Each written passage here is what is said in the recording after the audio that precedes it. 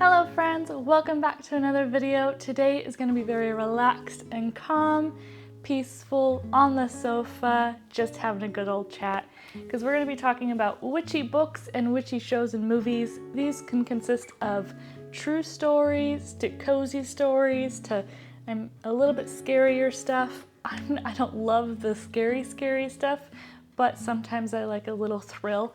So we're gonna go around and talk about some amazing books and amazing movies / shows that we can watch this wonderful October to really get in that spooky mood, but also really enjoy the witchy atmosphere. Make sure you grab yourself something warm to drink, like a cup of coffee or tea, cozy up with a wonderful blanket or pillow, and let's go ahead and get started.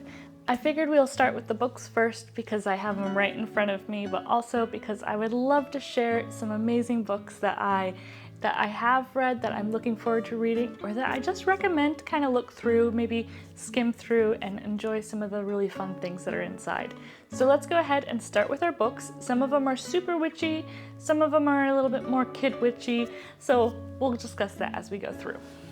We'll go ahead and start with one of my favorite books I've read this year. I actually read it during summer because it is more of a summery read. It has more of a summery atmosphere.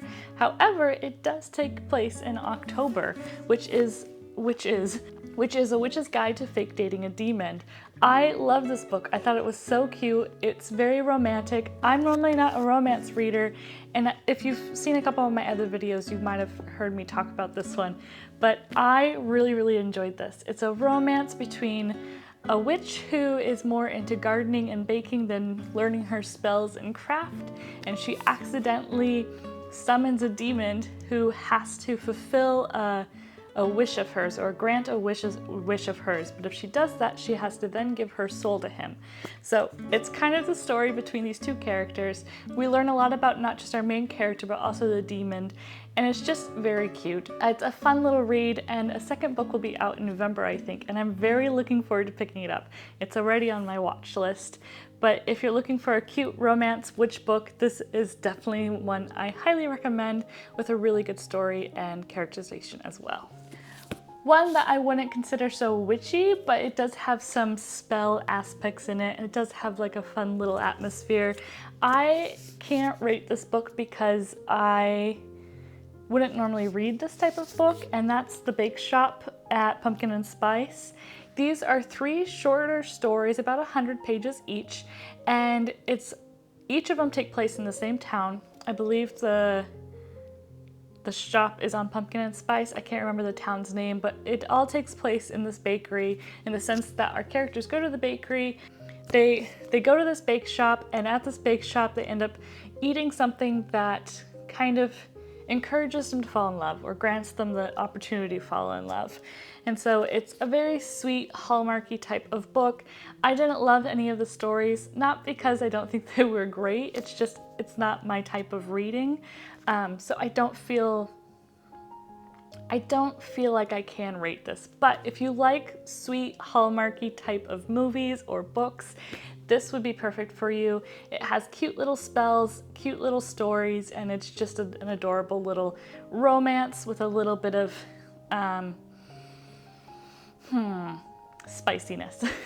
So that's Pumpkin and Spice, The Bake Shop at Pumpkin and Spice. And there's a couple of these books, I believe, so if you really like this one, then there's a couple other ones you can read as well. One I picked up about 6 months ago, and I've been really enjoying reading, and it is a manga, so it's not, I wouldn't say not a book, but it's a manga, and that's Witch Hat Atelier. This is about a young girl who fantasizes about being a witch, but the idea is that you can't become a witch unless you are pretty much born a witch, or you've entered into this world of having the opportunity to be a witch. And it becomes unfortunate how she ends up in that world, but the story behind her life is really cute. It's very sweet because we get to watch her become an apprentice, learn the spells, learn how to be part of her crew, her team, and it's just a very sweet story. I'm only on the 3rd one at the moment, but they're fun to pick up between books, or if I'm in a reading slump. So if you're looking for just a sweet little manga to read that's really quick, a good hour read, then Witch Hat Atelier is a great way to jump into manga if you haven't read any manga yet, but also just to enjoy a cute little read about a young witch who is learning magic. One that I've recently finished, which I believe is children's or middle grade. I think it's between 9 and 12 years old. A thick book for between 9 and 12. And that's Wildwood. This is not 100% witchy, but it does have magic in it and it does have a witch in it. So I would consider it a slightly witchy. It is for middle grade. I'm not normally a middle grade reader, and I think based on how I felt about this book, I probably won't continue reading a lot of middle grade, not because the book was bad, but because I was looking for more in-depth into the characters' lives and motivations. And with middle grade, you're not always getting that as much as I would like it. So that's why I think I read a little bit, I would say young adult or adult. But Wildwood is a very, very lovely story about two main characters who are out to go save one of the characters' baby brothers. And they end up meeting talking animals. They end up exploring this beautiful forest that actually takes place in Portland, Oregon. And they just are sucked into this world of something else. And there's magic, there's talking animals and people live in harmony, not harmony, but they live in the same land, they shop at the same stores, they eat the same food, they interact with each other, and they live a life together. But there's also this very dark, bad thing in the background, a woman who's a witch. I don't know if she's considered I can't remember if she's actually considered a witch in the book, but I would consider her a witch. She does do spell magic, she does do some scary things. Not all witches are bad. I believe that there are a lot of good witches. I mean, we've already talked about 3 books that are very happy, wonderful, and just delightful. This one does have a bad witch in it, but if you're looking for a middle grade book, or if you have maybe a child that's really looking for a good fantasy, I highly recommend this one. I think it's a really good in-depth fantasy book that just takes you to another world. It was a delight to read, and there's a couple other ones in the series, I believe. It was just not 100% for me, but still a good book, still really good characterization in the sense of middle grade characterization, and the world they build here is just really beautiful. Now, I'm going to talk about 2 books that maybe are a little bit out of the ordinary. So these are books that I wouldn't recommend just like picking up and reading straight through, but maybe picking up and looking through them a little bit just to kind of experience a different world of witchery life. And one is Baba Yaga's Book of Witchcraft. This is just a very interesting book about different ideas of witchcraft, different there's also information about how to take care of your hair better by using herbs and oils and essence and everything like that. But it's just a very interesting book to kind of look through if you're interested in witchcraft, by just wanting to know more about it. It is very informational. So I felt like it's not a textbook, but it's a book that I don't sit down and just read. It's just a book where I'm like, oh, I want to learn more about the Lord of the Forest. And then I can read about the Lord of the Forest. And I think that's grand because it's interesting. It's definitely different. Spirits of the Lake, you can learn about that. The enchanted food, different foods that are really good for your body.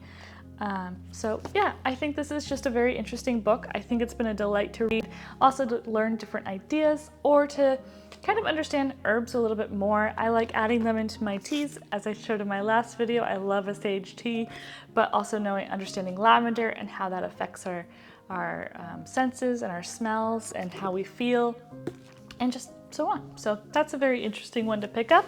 Another one is The Green Witch, Your Complete Guide to the Natural Magic of Herbs, Flowers, Essential Oils, and More.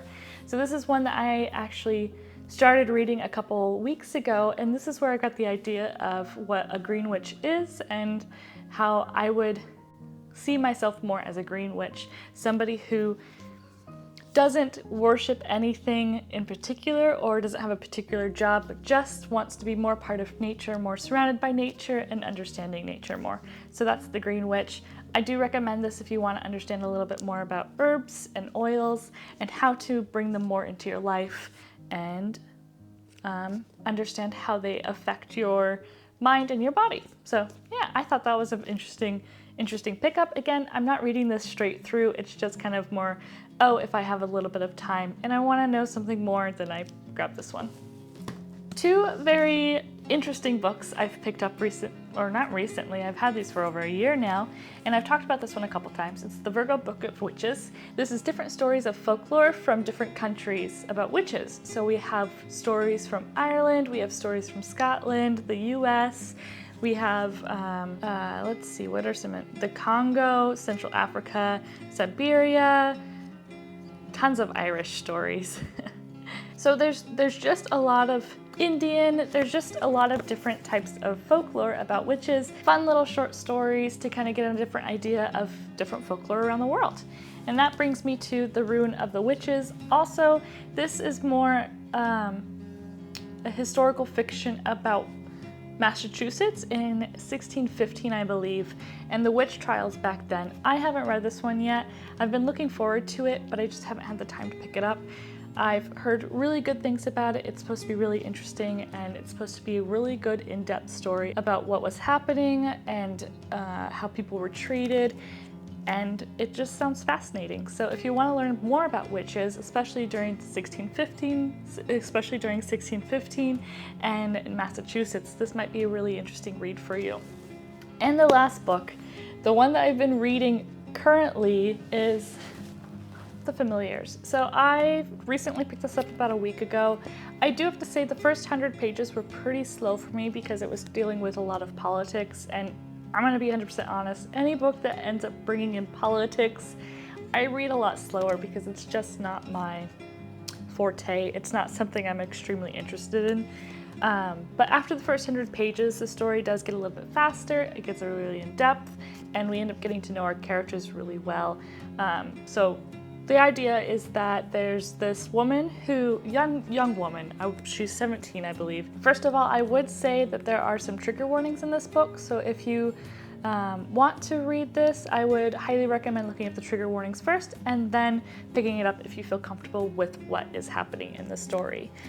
So the idea is that we meet a 17-year-old woman, a girl, I would say, who is pregnant, and she's wanting to come full term with her pregnancy. And so she ends up finding a midwife who ends up helping her through her pregnancy, and this midwife gets accused of witchcraft. And we follow their story along of what's happening with her pregnancy, and also with this other young woman who's being accused of witchcraft, and also what's happening with other women who are being accused of witchcraft. So far, it's been pretty interesting. I'm about 200 pages into it. I have about 100 pages left, and I would say it's an intriguing read. It's not my favorite read. I definitely liked Miss England more from Stacey Hall's, but I'm still happy I picked this one up. It also is dealing with familiars. If you don't know, a familiar is somebody is an animal that is connected with a witch, or supposedly, and the idea is that the familiar does deeds for the witch to,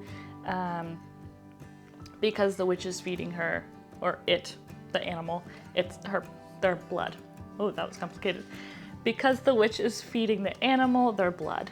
So that's the idea of a familiar. It's the animal that's connected with you as you're a witch. And so far, I would say it's not too much about familiars. I wonder if there'll be more by the end. So that's familiars, and that's all the books. So we have a couple more young adult, middle grade books, more about true history and folklore, and then some interesting informational witchcrafty books, and then I would say this is the one that I haven't finished and I'm not completely sold on, but is still interesting, but still has historical fiction in it as well, so that's made this a little bit more interesting as well. Now we're done with books. Let's go ahead and move on to some movies and shows. Some of these are shows I've really enjoyed or movies I've really enjoyed, and I just want to share them with you. So let's go ahead and start with shows, because that's something I love to have on the background while I'm baking or cooking or just knitting or crocheting. So one of the first shows I highly recommend, my first witch show I probably started watching actually, was Charmed. Charmed is about three sisters who learn that they're witches, and they end up coming across a spell book that has all these different spells. It's kind of like a Monster of the Week show, but it still has a background story that you can follow. I haven't seen this show in years, but I've been thinking about rewatching it for a while. But when I did watch it when I was younger, I really did enjoy it. I would have to say that the special effects aren't going to be like super amazing, of course, like movies and shows today, but it's still a really enjoyable show, and it's just a fun little show to have in the background. I don't have really much more to say about it other than it's just a cute little show, and it ran for quite a few seasons. So if you're looking for something long to watch, highly recommend that one. One that I would say is a little spicy, a little risque, a little dark witchcrafty is Salem. I watched this, I believe, last year, and it's pretty entertaining. It's not the best show. Our main character, we have one main character, and the idea is she lost the man she loves, and her way of getting back at the community is kind of controlling the community. So she becomes a witch, and she ends up taking over the community and controlling what's happening. And she can curse people, she can hurt people, and the story is her going through this situation, her taking control, her being this bad witch, and then what ends up coming afterwards is very intense.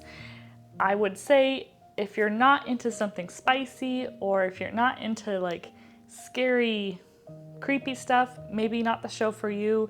If you're looking for something a little bit more creepy, spicy, maybe a show for you. I don't really have much more to say about that one because, that one has familiars in it. So if you want to learn more about familiars or get an idea or a picture in your head, Salem has a lot of familiars in it. So I do have to say that one would give you that information. One I also enjoyed, and it has quite a few seasons. I would say the last two seasons weren't my favorite, but the first couple seasons were really good, was The Magicians. I thought this was really entertaining. I would say I wouldn't love all of the characters. I think the first and second season were really, really great. A couple seasons after that, I was just like, all right, I have to finish the show to see what ends up happening. But for the most part, it was really entertaining. We end up following a group of friends, but one guy in particular, and he ends up learning that he's a magician and he has magical powers and he's learning how to control them. But we end up finding out that there's a whole school and a whole world of magicians, and it's just entertaining. It's a good show to have in the background. However, this show is story heavy, so we don't have a Monster of the Week really. It's really just following the story about their missions that they have each season. So each season contains kind of an idea or a quest, and then they have to complete that quest by the end of the season. So you may have to pay attention to it a little bit more. It was entertaining though. I enjoyed it. I wouldn't say it's the best show, but it was entertaining. And the last show I have on my list is called Motherland. Is called Motherland, Fort Salem. This one is quite interesting because it takes a different aspect or a different idea of witches. So witches are known, they're known in our world, and they are working for the government. So if you are known as a witch, you end up being called to be part of the witch army. And you go to war, you battle bad guys, you do war stuff. So it's a very different idea of witches. Main character is a young woman. We follow her more than some of the other characters, but we do end up following a little bit of the story of some of our other characters.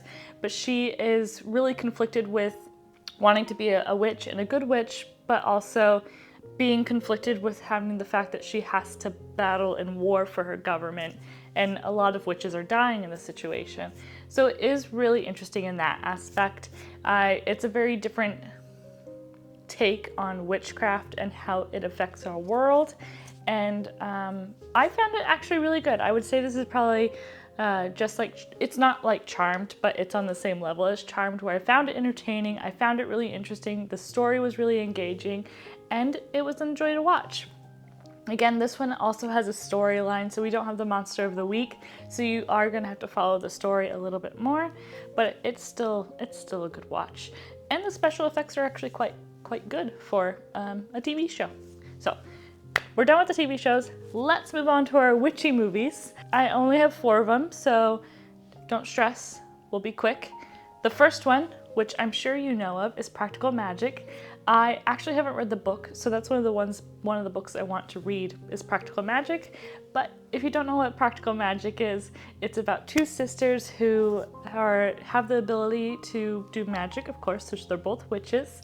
One of them is in love with her magic. The other one is concerned about using her magic because the family has a curse on them. And the curse is that once they fall in love, the one they love will die. And how terrible would that be? So the story is about these 2 sisters and the problems they come and face. And it's just a cute movie. I watch it maybe every year, and it's just a delight to watch. I don't know why I started watching it. I would say it's actually pretty dark and pretty heartbreaking at times, but it's just a good movie. I still really enjoy it. And every time I hear the Pina Colada song, I think of that movie, so. The next movie is Hocus Pocus. I watched this for the first time 2 years ago, and I loved it. I thought it was so entertaining. The second one I'm not so in love with, but the first one was definitely a joy to watch. I think it's a perfect movie to watch if you're working on a puzzle, if you are doing other crafts, maybe carving a pumpkin, and it's just a cute little movie. If you don't know what Hocus Pocus is about, it's again about 3 witches, and these 3 sisters are, to stay young, they have to consume the souls, I believe, of children so they can stay young and beautiful forever. And so the story kind of follows along these 3 witches, and our main character is a young boy who's trying to save his sister. So it's just a cute movie.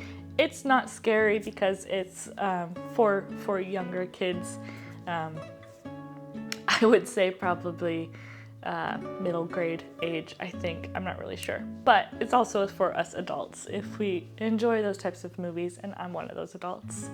Being a movie that's generally for the younger generations is Kikis Delivery Service.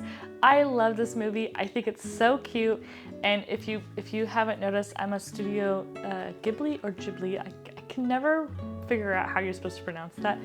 But I'm a Studio Ghibli fan, and Kiki's Delivery Service is just such a cute movie. It's so sweet, it's so adorable, and we just follow this young girl who knows she's a witch, and for her to become a full-fledged witch, she needs to leave home and find a job and take care of herself, which sounds terrifying because I think she's only like 11 years old, and she ends up working for a bakery as somebody who delivers the baked goods, and it's just a cute little movie of her little story. And she has a cat, and it's black, and it's just so cute. So if you're looking for more of an animated movie that has a very cute aspect of it and very whimsical, Kiki's Delivery Service is 100% worth watching. The last movie, which is funny because it's not a movie I would highly recommend for very many people, and I probably won't watch it again, but if you like scary, if you like real horror and just pee your pants scary, there's a movie called The Witch. I watched it last year, and it was very terrifying, but also very entertaining. Very spooky. It's more atmospheric than like jump scares, which I don't like jump scares at all, but this is very atmospheric, very gloomy, very mysterious and dark. So if you're looking to be scared, then I recommend this one. There are no jump scares if I remember correctly, but I thought it was actually a very well done movie for being a scary movie. And yeah, so that's actually all my recommendations. I know that was a lot of recommendations. I know this is going to be a longer video, But I hope you guys enjoyed it. I hope you guys found some books or movies or shows that you can watch. If you have, let me know in the comments below what you're looking forward to consuming. And if you have recommendations, I would love to hear them as well. So make sure you put them in the comments below. I try to respond to everybody and interact with everybody and have a good chat. If you liked this video, go ahead and give it a thumbs up. And if you're not yet subscribed, I make videos about baking, books, and other cozy content. So make sure you subscribe if that's something you're looking forward to enjoying. And I'm gonna leave you guys there because this is a very long video, and I hope you have a fantastic day, a wonderful week, and just a glorious October season. Oh, also, as you're watching this video, I'm already in the US. So I will be pre-recording some videos to be going up while I'm in the US. But if you want to tag along to any of the adventures I'm doing in the US, you can go ahead and follow me on my Instagram, which is here. I'll post little short stories on my stories part of my Instagram. But I'll also be posting a video after the visit as well. So if you don't want to go there, don't stress. You can find my visit of my US adventures on my channel after I get back. So again, I hope you have a fantastic, wonderful day, and I'll be chatting with you soon. Ciao!